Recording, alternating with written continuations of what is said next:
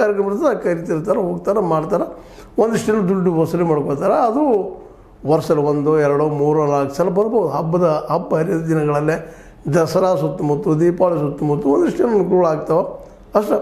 ಇನ್ನೇನು ನಾಟಕ ಕಂಪ್ನಿಗಳಿದ್ದಾಗ ಈಗಂದು ನಾಟಕ ಕಂಪ್ನಿಗಳೆಲ್ಲ ನಶಿಸಿ ಹೊಂಟಿದ್ದವು, ಬದುಕೋಕ್ಕೆ ಸಾಧ್ಯ ಇಲ್ಲ ಅನ್ನೋ ಪರಿಸ್ಥಿತಿ. ಯಾಕಂದರೆ ಕಲಾಕಾರರಿಗೆ ಅವ್ರಿಗೆ ಪೇಮೆಂಟ್ ಮಾಡಿ ಒಂದು ದೊಡ್ಡ ಹಿಂಡನ್ನು ಇಟ್ಕೊಂಡು ಜಕ್ಕೊಂಡು ಹೋಗ್ಬೇಕಾದ್ರೆ ಭಾಳ ಕಷ್ಟದ ಕೆಲಸ ಅದ. ದಿನನಿತ್ಯ ಏನಾದರೂ ಲಕ್ಷಗಳು ನಮ್ಮಲ್ಲಿ ಟರ್ನ್ ಓವರ್ ಆಗ್ತಾಯಿತ್ತಪ್ಪ ಅಂದ್ರೆ ಸಾಧ್ಯ, ಅಷ್ಟು ಆಗ್ಲಿಕ್ಕೆ ಸಾಧ್ಯ ಇಲ್ಲ. ನೋಡುಗರು ಕಡಿಮೆ ಆಗ್ತಾಯಿದ್ದಾರೆ ಕಲಾಕಾರರ ಕಲೆಯ ಒಂದು ನಾಟಕದಲ್ಲಿ ಹೋಗಿ. ಇವೆಲ್ಲ ನಮ್ಮ ಕರ್ಮದಿಂದ ಅದಾವ. ಈ ದೇಶದಲ್ಲಿ ಹಿಂಗ್ಯಾಕೆ ಆಗ್ಲಿಕ್ಕೆ ಆಗ್ತದಪ್ಪ ಅನ್ನೋದು ನಿಮಗೂ ಈಗ ನಾನು ಸಹ ಚರ್ಚೆ ಮಾಡಿದ್ದೀನಿ ಈ ವಿಷಯ.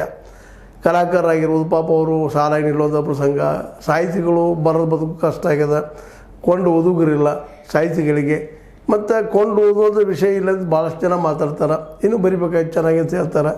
ಯಾವುದು ಕರೆ, ಯಾವುದು ಸುಳ್ಳ, ಇವೆಲ್ಲದಕ್ಕೂ ಕಾರಣ ಏನಪ್ಪ ಅಂದ್ರೆ ಒಂದು ಸಿಂಪಲ್, ಇವು ಕಲೆಗಳಿಂದ ಇವತ್ತು ನಾವು ಬದುಕೋದು ಭಾಳ ಕಷ್ಟ ಆಗ್ಯದ. ಹಿಂದಾದರೂ ಕಷ್ಟ ಇತ್ತು ಆ ಮೊದಲು.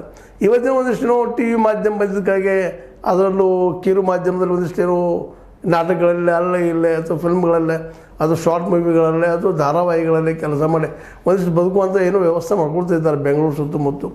ಬೆಂಗಳೂರು ಬಿಟ್ಟು ದೂರ ಇರುವಂಥವ್ರಿಗೆ ಭಾಳ ಕಷ್ಟ ಆಗಿಬಿಟ್ಟದೆ ಇವತ್ತು. ಯಾಕಂತಂದ್ರೆ ಬೆಂಗಳೂರಿಗೆ ಹೋಗಿ ಅಲ್ಲಿ ಯಾವುದೋ ಒಂದು ಚಾನಲ್ದಲ್ಲಿ ಕೆಲಸ ಮಾಡಿ ಅದು ನಮ್ಮ ಕಾರ್ಯಕ್ರಮ ಕೊಟ್ಟ ಬರೋ ಶಕ್ತಿ ನಮ್ಮಲ್ಲಿ ಉಳಿದಿಲ್ಲ ಕಲಾಕಾರರಲ್ಲ. ಮತ್ತು ಸಾಹಿತಿಗಳಿಗೂ ಅಷ್ಟಾಗಿದೆ.